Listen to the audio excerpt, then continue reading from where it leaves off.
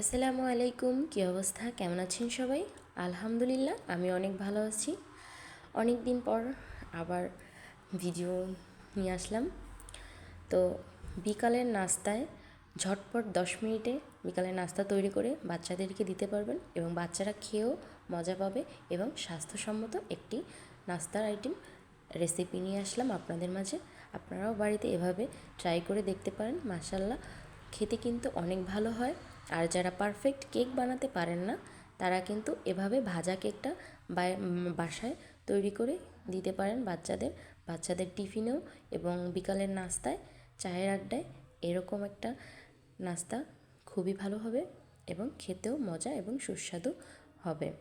তো রেসিপিটা বানানোর জন্য আমি একটা বাটিতে একটা ডিম নিয়ে নিয়েছি।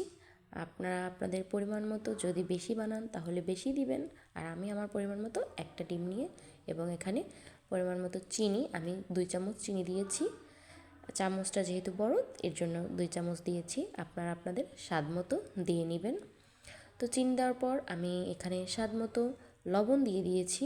এখন আমি ডিমটাকে ভালোভাবে ফ্যাটাচ্ছি।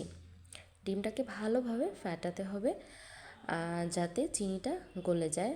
এখানে আপনারা এলাচের গুঁড়ি বা ভ্যানিলা এসেন্স ব্যবহার করতে পারেন, তাহলে ডিমের গন্ধটা, ডিমের যে একটা স্মেল আছে ওটা আর আসবে না। যে দেখেন আমার চিনিটা প্রায় গলে গেছে।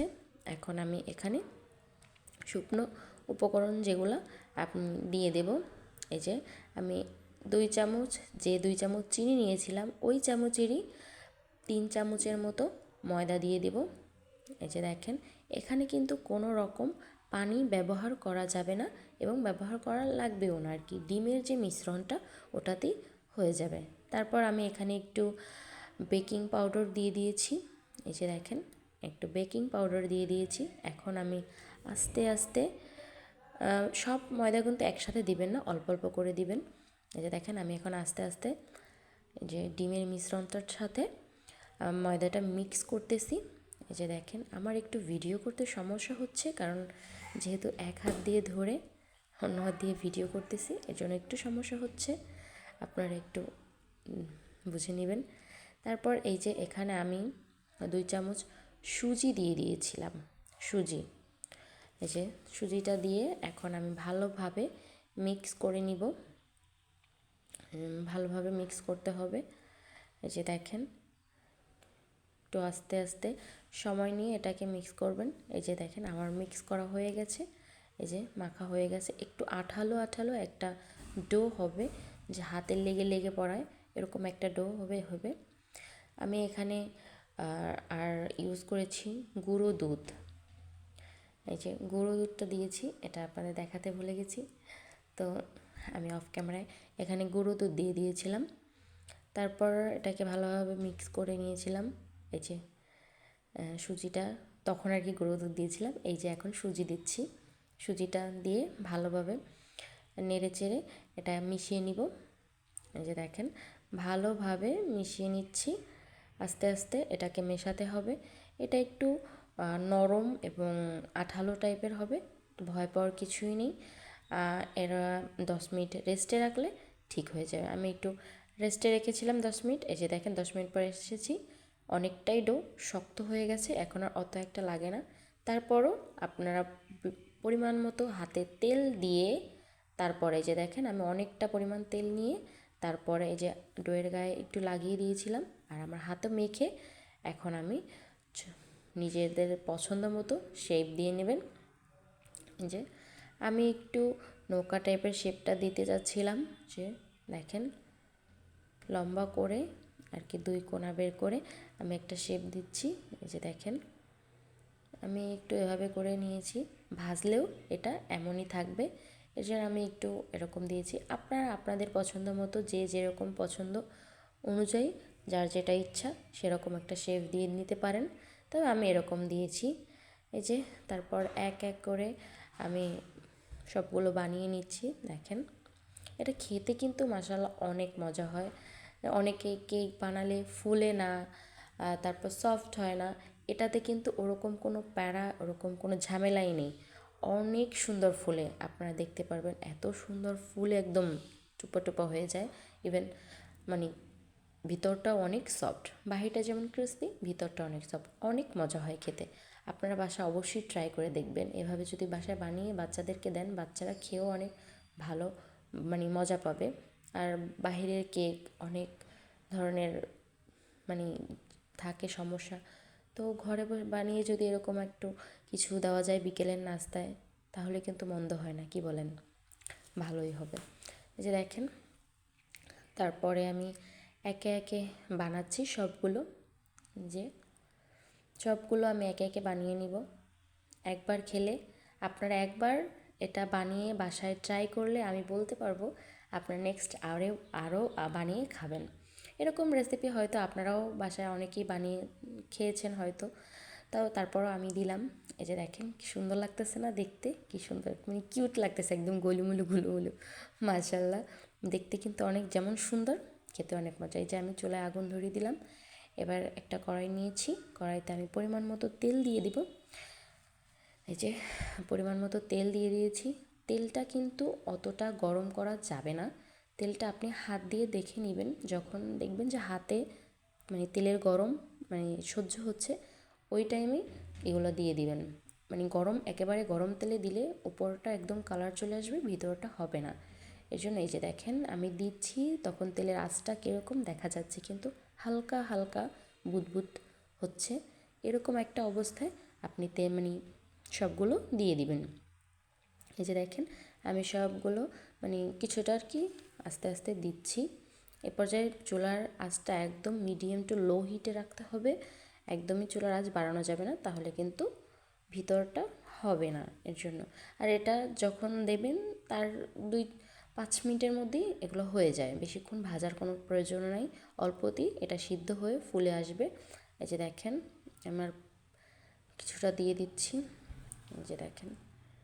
আর অবশ্যই পিঠেগুলো যখন বানিয়ে যে প্লেটে রাখবেন, প্লেটটা একটু তেল ব্রাশ করে নেবেন, তাহলে উঠানোর সময় আর সমস্যা হবে না। এই যে আমার একটু সমস্যা হচ্ছিল, লেগে লেগে যাচ্ছিল, যে আপনারা কিন্তু তেল ব্রাশ করে নেবেন।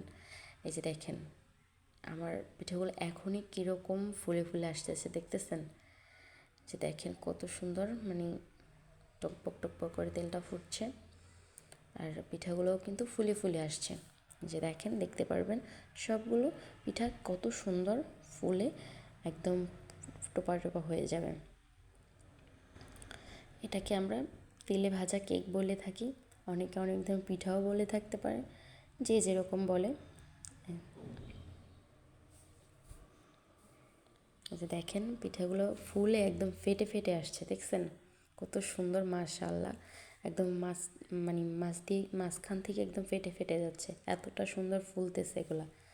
দেখেন কত সুন্দর, মানে অনেক সুন্দর হইতেছে। এই যে দেখেন ও একটা পাশ মোটামুটি কালার চলে আসছে, এখন আমি একটু উল্টে দেব। এই যে দেখছেন কত সুন্দর ফুলছে, একদম ফুলে বেলুন বেলুন হয়ে গেছে, কিন্তু দেখাই যাচ্ছে যে কতটা মানে ফুলেছে আর কি।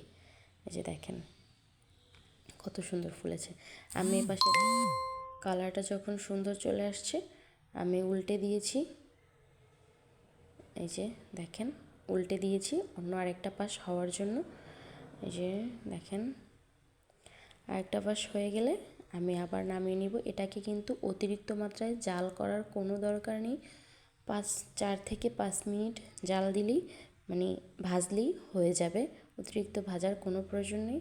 এই যে দেখেন এখন কিন্তু আমার প্রায় হয়ে গেছে, আমি আরেকটু উল্টে পাল্টে দেখেন কত সুন্দর, কত সুন্দর প্রত্যেকটা পিঠা, মানে এত সুন্দর ফুলেছে, মানে কি বলবো, খেতে কিন্তু মাশাআল্লাহ অনেক মজা ছিল, অনেক। এই যে দেখেন আমি একটু ঘুরিয়ে ঘুরিয়ে আর একটু সুন্দর একটা কালার, ব্রাউন ব্রাউন কালার নিয়ে আসবো, এই জন্য আমি আরেকটু ভাজতেছি। এই যে দেখেন এই পর্যায়ে নামিয়ে নিলেও কিন্তু হয়ে যাবে, কারণ এটার ভিতরটা কিন্তু হয়ে গেছে। তবে আমি একটু ঘুরিয়ে আবার আরেকটু ভাজবো, আরেকটু ব্রাউন কালার নিয়ে আসবো, এই জন্য আরেকটু ভাজতেছি। এই যে দেখেন উল্টে পাল্টে ভাজা প্রায় হয়ে গেছে আমার। দেখেন ক্যামেরায় একদম স্পষ্ট বোঝা যাচ্ছে, দেখছেন কত সুন্দর এক একটা ফুলে, কি সুন্দর হয়েছে দেখছেন, মাশাআল্লাহ। সবগুলো এরকম ফুলেছে এবং অনেক সুন্দর হয়েছে। এই যে আমি আরেকটু ভেজে নিব। আমার ভাজা প্রায় হয়ে আসছে। তারপর আমি আরেকটু উল্টে পাল্টে কালারটা আরেকটু ডিপ নিয়ে আসার জন্য আরেকটু ভাজতেছি। এই যে এ পর্যায়ে আমার ভাজা শেষ। এখন আমি আর কি নামিয়ে নিব। যে নামাবো, এই যে নামিয়ে নিয়েছি। দেখেন কতটা ফুলেছে, প্রত্যেকটা এত সুন্দর ফুলেছে। আর খেতেও কিন্তু অনেক মজাই। দেখেন চাপ দিলে ভেঙে যায়, চাপ দিলেই ভেঙে যায়। গরম তো হাতে নেওয়া যাচ্ছে না, তারপরে দেখেন ধরার আগে ভেঙে যাচ্ছে। মানে ভিতরটা এতটা সফট, কেকের মতো স্পঞ্জি কেক যে হয় না, একদম সেম। দেখছেন ধরার আগে ভেঙে যাচ্ছে। উপরটা একদম ক্রিস্পি, ভিতরটা একদম নরম। দেখছেন, দেখেন কতটা সফট হয়েছে না ভিতরটা।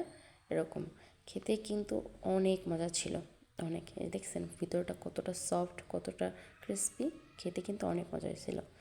তো আপনারা সবাই আমার চ্যানেলটি সাবস্ক্রাইব করে দিবেন এবং লাইক কমেন্ট করে আমার পাশেই থাকবেন।